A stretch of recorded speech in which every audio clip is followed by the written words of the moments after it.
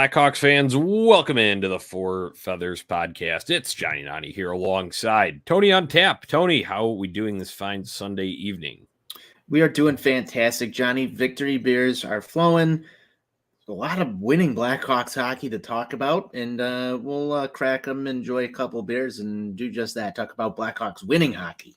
Yeah, that's something that we didn't think we would be doing too much of this year, Tony, but obviously an exciting little stretch of games here since we last talked. So we'll get into all of that, plenty of trends, exciting things to discuss here as we go on. But before we do a little housekeeping, make sure you subscribe to On Tap Sportsnet on YouTube so you do not miss one of these live shows as we do them. We also have plenty of clips up there from these shows as well, and all the other Chicago sports that you love. Go and check it out on Tap Sportsnet on YouTube. Make sure you go and follow us on social media at Four Feathers Pod and at On Tap Sportsnet, where you can find even more content related to your favorite teams. All right, Tony, since we last talked, Blackhawks have gone on a winning streak. Did you think we were going to have that at any point this year? No, I did not think we were going to have a winning streak at any point this year. This is, man, I don't know the last time you and I were on a microphone talking about a winning streak. It feels like it's been way too long since we've done that. We're here talking about one tonight. Feels just magical almost to sit here and say that the Blackhawks have won 3 in a row. And Johnny, to be honest with you, not even like back to back did it really feel like we were going to have an opportunity to do that. But 3 in a row for this team early on really sets the tone for the rest of the year here a little bit, Johnny. It's been a fun brand of hockey. It's been don't quit hockey. And I like it. I like it a lot. Yeah, I think the man behind the bench has a lot to do with that. Luke Richardson really feels like they're kind of buying into what he's selling, both from a systems, X's and O's standpoint, and then just from a mentality standpoint about being, resilient, hard to play against, all of that stuff. So we'll break a little bit more of that down. But as like I said, since we last talked, 3 wins here, 5-2 at San Jose last Saturday, 4-3 overtime winner in the home opener, which was excellent. A lot of fun to be at for that one. And then today came back twice in a 5-4 win against the Seattle Kraken. So, Tony, the title of this episode is Rally Kings, because that's what the Blackhawks are at this point in time.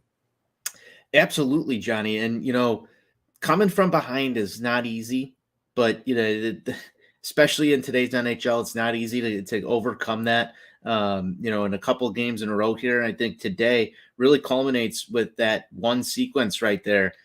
Getting it done within 13 seconds of each other, really turning the tide in the game, so to speak. And they hung with Seattle most of this game.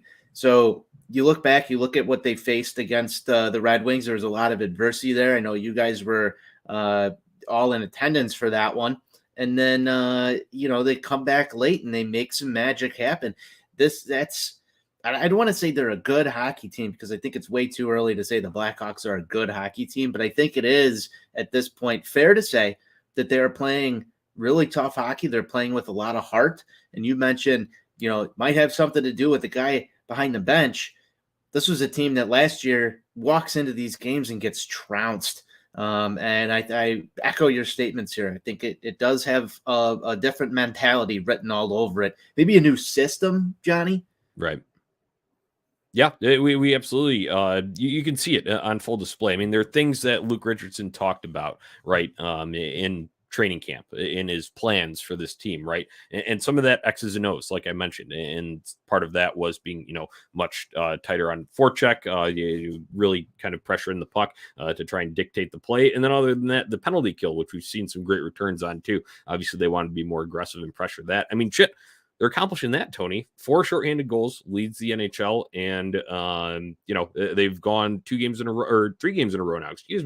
With shorthanded goals. That's huge when you can get those. Obviously, you'd like to score at 5-on-5 as well. However, you'll take them any way you can get them. Yeah, this is just something about this penalty kill that's been excellent early returns on. Our guy Ron Luce was on the content creating machine earlier today, and typed up a little article that you can find over at On Tap Sportsnet about some of those early successes that this penalty kill has seen. It's not just the penalty kill, Johnny. It's kind of the special teams overall that seems to be a big lift. It's a reworked power play. It's also a reworked penalty kill. And I don't care how they come. I know you want to score on 5 too, but when you're winning hockey games, it doesn't matter where they're coming from. I just think that penalty kill goals, shorthand goals are cool and tough to score. You're down a guy. You've got to really work to keep that puck in the offensive zone, and the Hawks have found ways to break out out of their own end and put a scoring chance up on the board, and they're converting on them. That's what's really nice. And you look at the group of guys that this penalty kills consists of, Johnny, and it's really impressive to see it working. Quarterback and a lot of this stuff on the penalty kill is your boy Sam Lafferty. Right. Yeah. I mean, he kind of set the tone for this, right? With 2 shorthanded goals in that game against San Jose last Saturday night. That was obviously the start of their winning streak. And that was also the start of what turned the tide. Because if you remember, they were down 2-0 in that game when Sam Lafferty scored his first one, then obviously knotted up there with the second one as well. So it's been really exciting to watch him. Who the hell had Sam Lafferty as tied for the team leader in points? Probably you. Early in the season. Yeah. Maybe. Probably you. Yeah. But he's up there, Tyler Johnson as well. Both he has 5 points too. So a nice start for him. We'll get to that a little bit later. But yeah, we're talking about this penalty kill. Tony, it's nice to see. This is why I have Luke Richardson Stan as my name here. If you can see this on the live stream here, it's because it's a concept that was talked about, vocalized to both. Obviously, it's going to be expounded upon in the locker room, but it was also said in interviews, in just in media sessions, right? Luke Richardson. So you let the fans know, you let the public know what they're going to do, and guess what? They're executing it on the ice. So that's a stick tap to Luke Richardson for implementing the systems that are easy enough to understand, and then stick tap to the guys on the ice for buying into it and executing. It's all around, and it's nice to see. And Johnny, Luke Richardson stand in your bio looks great. It's better than Jeremy Colleton hater or any of the other stuff that we've dealt with over the past few years here. I kind of took a shot at the system just a minute ago, but I'm going to do it again. It's obvious with some of the comments that were made coming out of the Blackhawks locker room that, this has been uplifting for them. It's been a good, season so far with the group of guys. You can see them sort of start to gel a little early. I didn't expect that at all. I think Max Domi with Patrick Kane out there, that's been good to see. There's a little bit of chemistry developing amongst certain lines. And Ron pointed out the third line today in a tweet, and I can totally see that again as well. Those third and fourth lines have been, I said this to Ron earlier, Johnny, the third and fourth lines are the most exciting third and fourth lines that we've seen play Chicago Blackhawks hockey since probably 2016, 2017. You could go back even farther and say it's almost reminiscent of some other stuff. These are all early returns. None of this is going to stick. There's still going to be frustrating stretches of hockey that you see this team play, but it's nice to see them come out of the gate, because I expected the doors to get blown off in most of these hockey games, especially early on in the season. Doors really haven't been blown off outside of Colorado, and that's a really, really good hockey team. We talked about that on our last show, Johnny, but it seems like they've just found a way to play with some heart, and a lot of that goes back to, like you said, the guy behind the bench, the one that's instilling this message, and that's just really encouraging. Yeah, right. But just to kind of really, contrast that to what was going on last year. Quote from Tyler Johnson today. He says, "You guys," he's talking to the reporter. He says, "You guys weren't around in the locker room last year, but it's a lot more fun this year.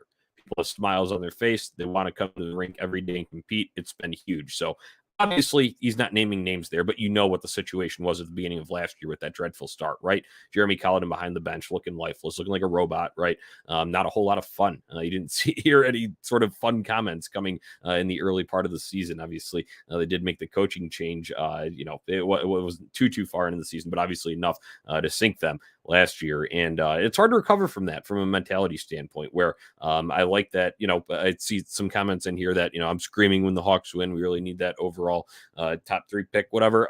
That I get it. It's supposed to be, that was when all the trades happened. Everybody expected that. However, it would be brutal if they were just getting, shellacked in every game, and kind of, talk about the doors getting blown off. That would be really rough to watch. And guess what? You'd still be upset at that as well. So I don't think anybody wants to see him go get blown out. And it's important going back to Luke Richardson and these guys receiving the message and implementing it.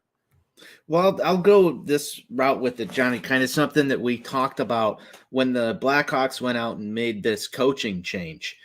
We sort of thought, I think it was me or you that came up with it. I can't remember. This was at the end of last year. Talked about how if the Blackhawks bring back Derek King to kind of fulfill that sort of rebuild coach role and wait to bring in a guy that's going to establish a winning culture until they knew that they had the pieces to establish said winning culture.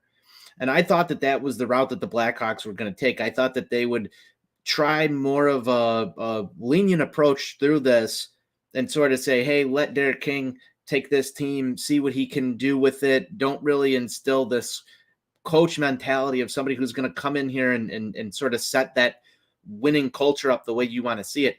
Early on, Luke Richardson's done exactly that. He said the right things early on in training camp about trying to make Kyle Davidson's job hard. He's seemingly instilled some of the, some sort of special teams reworking that's ended up paying dividends, because this is a totally different power play. This is a totally different penalty kill. We've talked about that already. He's really established sort of that winning culture. You've heard guys, I believe it was Max Domi coming to Chicago this offseason, say he wanted to play for Luke Richardson. So you see some of these things already early on, and you can say early on in the rebuild, it looks like they found somebody who's at least probably the most well-liked coach in Chicago at this very moment, Johnny. Right. That's really difficult to say, but yeah, look at what he's dealing with. He's got a team that is not expected to compete. They've rattled off back-to-back comeback victories early on this season. They're on a 3-game winning streak, and they're not supposed to compete throughout the rest of the year. There's zero expectations for this team. And so when you can grab these positives, it's important to, because if you don't, Johnny, you can wind up looking back at the other 50 reasons or 40 or 30 reasons that you and Ron listed off as to why to watch the Blackhawks. But this is probably number one. When you can see them grab onto this and you can equate it to things that are going to be here at the end of the rebuild, and I fully do believe that they anticipate Luke Richardson being here at the end of that, you've got to take those as positives. Absolutely. Couldn't have said it better myself, man. I think we can move on to a little bit of, other things that have been going on here. Talking about, some interesting trends, certain observations from early on in the season. Tony, something that we had talked about preseason training camp, and we said we want more from Seth Jones, right? We want to see the production because, if you're getting paid that much, you have to play up to that level. Well, he's making a small tweak to his game, and it's a very simple one, but he's finally shooting the puck more. And guess what? That's resulting in rebound chances. You saw it a couple times today on 2 goals, and then that's also generating assists for him. So you're getting production out of that. You're also setting up teammates, and it's also a way to facilitate on the power play, Tony, because it's not a lot of dicking around on the walls, right? You're just letting Patrick Kane kind of stick handle and chop the puck around for a little bit, and then hopefully finding a slot pass across. Guess what? You mean the same power play we saw for the last decade? Yeah. Right, exactly that. But it's just opens up your options so much more, and I just like seeing that approach early on from Seth Jones. I don't know about you. I do as well, and that's another name that's going to probably be around here at the end of this thing, for better or for worse. But what did I say last time we talked? This guy needs to be all over the score sheet. He needs to earn that paycheck. He needs to be that guy. And if you're starting to see some improvement from him, I'm not really surprised or shocked, because there's been a whole general uplift amongst everybody else, Johnny. And I think that goes back to some of the other things. I think they're playing a little bit looser. They're playing fun hockey. And it feels like they give a shit. And so give a shit Seth Jones is a better product than I don't give a shit Seth Jones. Right. Absolutely. All right. A few other ones that I had. A guy that I mentioned earlier, he's tied for the team leading points, and that's Tyler Johnson. This guy, neck surgery last year. That's a tough thing to come back from, right? And he was the first NHL player to ever have the artificial disc replacement, right? And I know Jack Eichel followed suit shortly after. But He came back at the end of last season, obviously had a little bit of a flash. It was a nice end with that shootout goal against Vegas. Well, early this season, he was starting with the assists, setting up some of his teammates, had 3 of them. And then today breaks out with 2 goals, and obviously a big one to tie it up in that third period, the first of those 2 in 13 seconds, Tony. I like seeing this guy get involved in the scoring because this is what you expected when he came over from the Tampa Bay Lightning. And then that also you're looking at possibilities for, we had a question here, who do you see being moved at the deadline? Guys like Tyler Johnson, you're already starting to pack some trade value in there. Trade value is great, and that's what this team is going to eventually do, is move off some of these pieces. I can see every single one of those names that were mentioned here in the YouTube comments being potential guys that are moved at the deadline. And like you just said, man, I can't really reiterate this any better. Up that value now. You don't know when somebody's going to come calling because of an injury or looking for somebody. And the Hawks have some pieces that they can move, and they can also take on a little bit of salary. They're in a really interesting position to navigate this trade deadline. I think that they've done a wonderful job picking up guys that are pieces that teams are going to want to add. And a lot of this is also going to bank on these names staying healthy themselves, Johnny. There's been injury history with pretty much every single one of them. So you're going to want to just hope that 3 out of the 4 of them stay healthy throughout the rest of the year and continue to play well. I think that they're in a good position to do so. And I think, outside of that, there's other big names too that could be moved at the deadline as well. And, I don't really want to sit around and talk about that because I'm enjoying my victory beers and my Blackhawks 3-game win streak, Johnny. That's how I want to have my Sunday night. But yeah, these are realities that you're going to face as a Blackhawks fan this season, and we're not going to shy away from it on the show. And think that this is going to carry on throughout the rest of the 22-23 season. And this core of group of guys, I don't even want to call it a core at this point.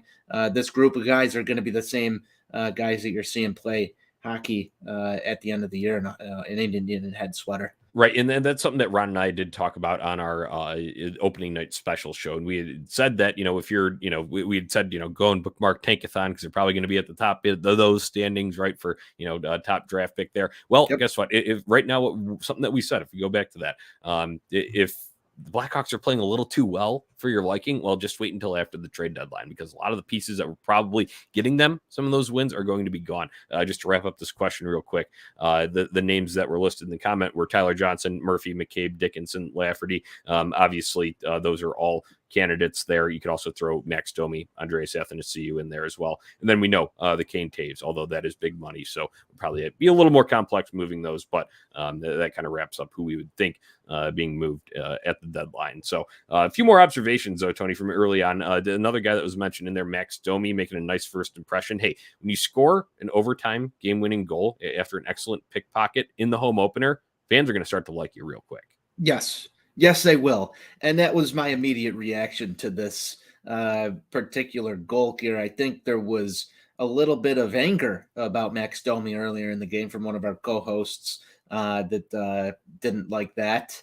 And comes back to bite you. But hey, man, it's all about that last envelope. And, certain envelopes mean more than others. And, we discuss these things here in this thing of ours. And Johnny, that's how to deliver an envelope in your first appearance as a Chicago Blackhawk. I don't think that there's anything better that you can do outside of maybe a hat trick with the game winner, but the overtime goal, that's perfect. I also want to bring it back to a specific play during that game that you guys got to witness. Little penalty shot action. Right, yeah. Some old school penalty shot action there, Johnny. How was that? I have never been in attendance to a game that's had an in-game penalty shot. How was the crowd? What was the reaction like for that beautiful goal there scored by my guy? Yeah, so the setup here, when you're talking Andres Athanasiou here, he was all over the ice. He had definitely had some jump. He had a couple nifty moves early on, and then obviously he has that straightforward speed, right? So I'd noticed that, and I pointed that out to my friends that I was sitting around there, and he had really bull rushed kind of to the net, and it's like it's hard to keep up with him. He's one of the fastest skaters in the league, right? So as he kind of gets slashed there on his way into the net, at first you thought it was going to be, you're like, oh, that should be a penalty shot, but are they going to screw us and only give us the two? But no, they did end up awarding it, so everybody got excited then. Anticipation was building. It's funny because everyone gets excited as he's going in, then it gets a little quiet as soon as he picks up the puck, does a little move, a little bit slow, and then he starts to pick up some speed. And it was excellent when he went 5-hole. That thing hit the stick of Nedeljkovic and then popped up into the back of the net. As soon as we saw that, place exploded because obviously that was a big one at the time. Tony, Blackhawks were down 2-0. Didn't have a whole lot of life yet in the game, but that definitely breathed some life into the crowd. Oh, it brought life everywhere. If you were watching that game, I mean, I'm pretty sure I screamed at the top of my lungs in the garage when that goal was scored, Johnny. I mean, I love the penalty shot goals. I think that between Athanasiou and Max Domi, these are both guys that are going to score some goals for your Chicago Blackhawks while they're here in an Indian head sweater. And go back to the trade question, they're most definitely going to be names that are tossed around.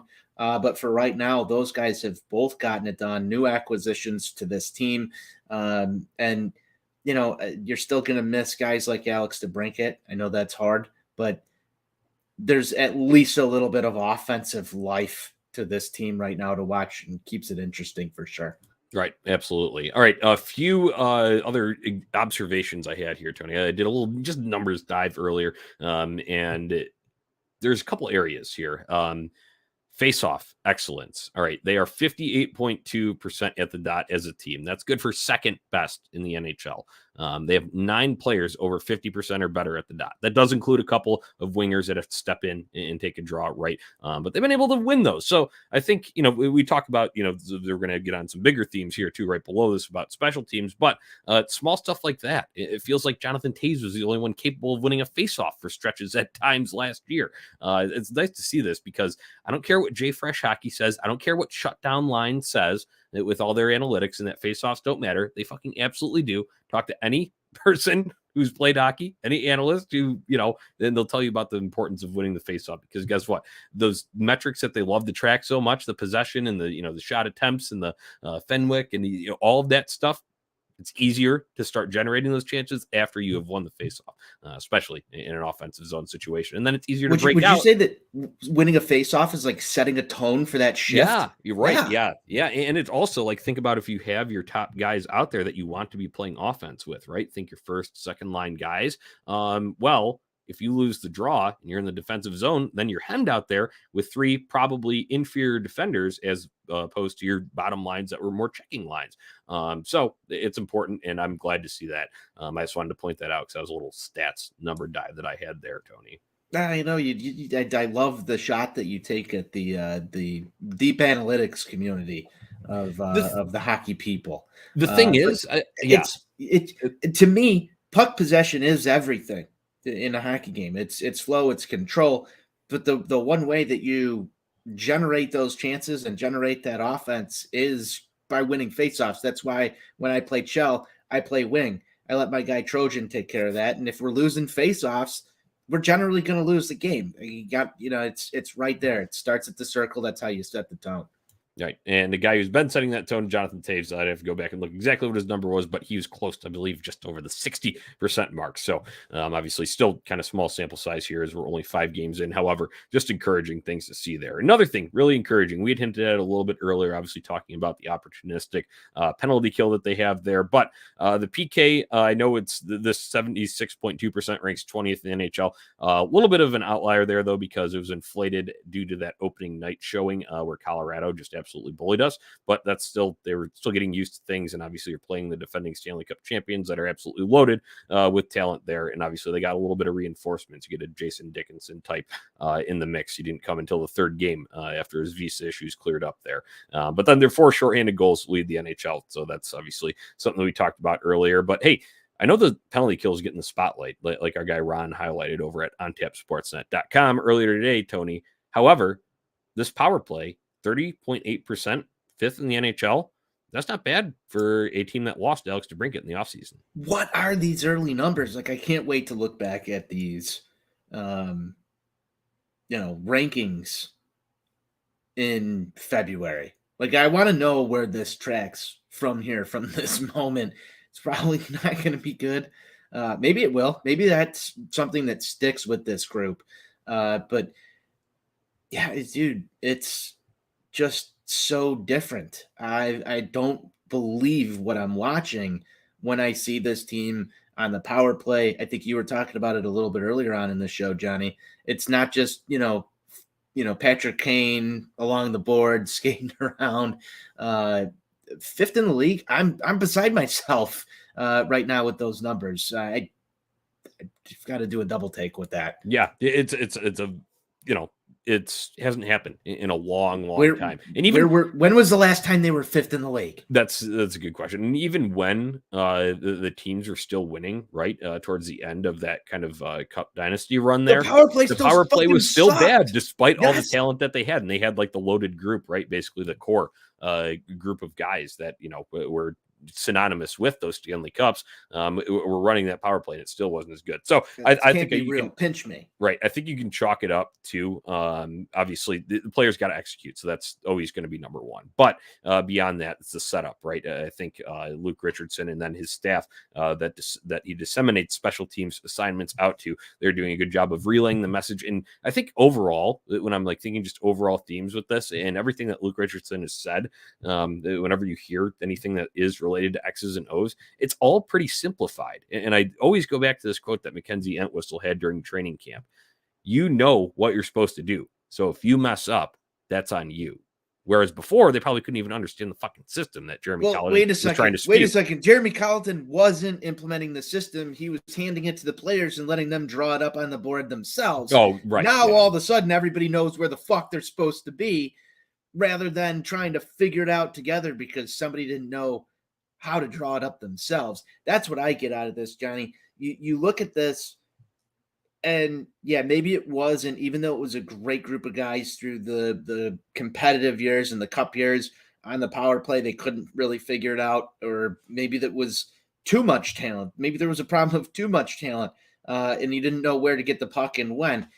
Then all of a sudden you go into this weird system where you're drawing up plays, on the fly. Now you're hearing, we know where to be, know how to get this done. Everybody knows their role. You've talked about this, accepting your role, knowing what you're supposed to be doing on the ice every time you step onto it. That's what this feels like. It feels like everybody does know it, and they're saying that they know it, and there's this same message being preached by the coach. They know it. Yes, the same things are being preached by your coach. It's a very different thing that we haven't seen in a long time. Right. And I'll go back to one other thing on the power play. Obviously, there's plenty of factors that go into this. But a guy that I mentioned earlier at the top of this observation section, Seth Jones, him shooting the puck, especially on the power play, is huge. It's huge. Max Domi gets a rebound. Tyler Johnson benefits from a Seth Jones rebound. And hey, it doesn't even have to be an exact rebound that gets all the way through to the goalie. Shit, if that hits a defenseman's stick, shin pad, might bounce out to the right area. You're in the right place at the right time. Boom. Might have an open cage to pound it into. So. Use the hockey cliche, man. Just get the puck to the net. Yeah. Pucks in deep, pucks on net, and win some hockey games. Yeah. So yeah, I like it. All right, let's take a look at what's on tap next, Tony. Blackhawks continue their homestand this week. It's a 4-game slate this week. They will have one on the road, but Tuesday against Panthers, 7:30 puck drop. Same thing for Thursday against the Oilers, and they'll be out in Patty Kane's hometown Saturday night against the Sabres. And Sunday, one of those great 6 o'clock starts against the Wild. Now, how far is this winning streak going to go, or is it going to be snapped Tuesday night when they face the Florida Panthers? It's a great question, man. The Hawks have been able to pull out these last couple games here in comeback fashion. I don't think it's going to last forever, but I don't want it to stop. I really don't, because victory beers, Johnny, just taste better than misery beers. And I want to keep drinking the victory beers, and it's sort of a short turnaround here in between some of these games. Be a great week to just roll through 4-0. I don't think that's going to happen. I think it's probably a 2-2 split because that's just where I'm at with this thing. 2-2 split, gut reaction. Maybe you go 1-1, 1-1 in that instead of carrying this out into a Right. 5-game win streak. But I think what's going to really kind of get to them here is the goaltending situation. How much of this load are you going to put on Stalock? Wasn't exactly the same version that you saw early on with Stalock today, giving up quite a few too many for my liking, Johnny. And I think you're going to run out of offense at some point. So I'm going to say 2-2. I don't know what you've gotten in your prediction basket here, but you're normally dead on with some of these things. Yeah, right. I mean, I think that's like a fairly like kind of safe route to go there when you're talking about it. I mean, it's all as our on our baseball side of things, right? What did Hawk Harrelson always say? It's not about who you play; it's when you play them. All of that. So these trends, when I'm looking at it, I watched a little bit of that Florida Panthers game today. They will also have Monday off, like the Blackhawks, but they did play today a little bit later in the afternoon, and they picked up a win against the New York Islanders. So they might be building a little bit of confidence there, and they're obviously off to a nice start themselves. 4-1-1 there. When I go and look at a team like Edmonton, obviously you have the big guns, but that's a team where that might be reeling a little bit, right? They're starting a road trip of their own, and this will be the second stop for them, I believe. They're 2-3 on the season. Connor McDavid is still doing Connor McDavid things. He's always going to do that because he could arguably end up being the best of all time to ever play when he hangs them up, but we shall see. So he's always a factor there. But then overall, I think Edmonton, especially after their deep run last year, they're thinking much higher for that. So that could also be a game where they're trying to get right. As for the weekend, Buffalo, they're playing good hockey as well. They're 4-1, just like the Panthers right now. I guess the question is, Johnny, are the Hawks a trap team? Yeah, absolutely. The Blackhawks are absolutely a trap team, and I think a team like it shows against a team like the Detroit Red Wings because they just went out and waxed the Anaheim Ducks this afternoon. But as they're up in that game at multiple junctures on Friday night, feeling like they have a win in the bag, then they let it slip, get to overtime, end up losing in overtime. Blackhawks are absolutely a trap team for some of these other opponents that are coming in here. So as I'm looking at this, I honestly think I'll go with the 2-2 split as well, but I think that's a loss Florida, victory over the Oilers, squeaking one out, gutting that one out, loss at Buffalo on Saturday night because they are playing some good hockey. I think, everybody thinks of the Sabres as they've always been kind of bottom. They've been rebuilding for how many years? They've traded Jack Eichel, shit like that. Well, they're playing a little better there now, and especially at home there. Buffalo could be a tough place to play. So I'll say they'll lose that one, but then Sunday night, coming back home, the Minnesota Wild are back to being the Minnesota Mild, Tony. They are bad again because the cap bit them in the ass. And I think it's hilarious because they had their run last year. It didn't go they were a decent regular season team, but it didn't go very far in the playoffs because that's what Minnesota does. And they're back to being the Mild. They got issues up there. Marc-Andre Fleury. Hey, Minnesota, thanks for that draft pick. But, Marc-Andre Fleury, he ain't doing them too many favors early on in this year. Their defense is collapsing, and I think the Blackhawks can expose it with their heavy forecheck. There's nothing more that I love than watching the Blackhawks just take care of the Minnesota Mild, Johnny. It is one of my favorite national pastimes. That's, apple pie, beer, hot dogs, baseball, the Blackhawks beating the Minnesota Mild. Yeah, what an organization. Like, I just think back to all the playoff years, just every time that they had a series with them and it always being sort of quick work. Right. It was like a mild series, man. It wasn't spicy. There was nothing there. It's great to see it back to the way it should be. Right. Yeah. It just feels right. It does just feel right. All right. Tony, we're about out of time here on the show. We thank all the listeners for tuning in here, dropping comments in here. We had some great Blackhawks discussion. Make sure you go check out ontapsportsnet.com for all of our written content there. You can find plenty of other good stuff there about all your favorite Chicago sports teams. Make sure you subscribe on YouTube, on Tap Sportsnet, and like us on Facebook at the same handle. So you know when we go live for these shows, jump in the comments there, and we'll feature them during our episodes. And as always, go and follow us on social media for even more hashtag content. That's at Four Feathers Pod and at OnTap Sportsnet on the socials. All right, Tony, final thoughts. Send us away with something good here. Final thoughts, man. It's good to be talking about a winning streak. We're not going to get the chance as the way this thing is lined up to do that very often. I know that a lot of people want to see this team lose, but we'll celebrate the victories accordingly, Johnny, because it's important to celebrate wins. Other than that, this has been a good, just transition into hockey season so far. Some refreshing stuff from a team that we didn't expect to see refreshing things from. I am happy with what I've seen. I think that everything will eventually even itself out, but this has been nice. Can't wait to continue to do this throughout the rest of the season. Thank you again to everybody who hopped on here, especially the YouTube comment section was rocking tonight. Enjoy the rest of your Sunday night. Crack them. Check out the website on Tap Sportsnet. Johnny, I'll let you get your final thoughts in, and we'll close this down how we always do. I've got two things. One thing I didn't mention. I know we talked a lot of positive stuff tonight, and there has been a lot of positive. I've seen in three games in a row have some areas that are excelling. You're going to have that.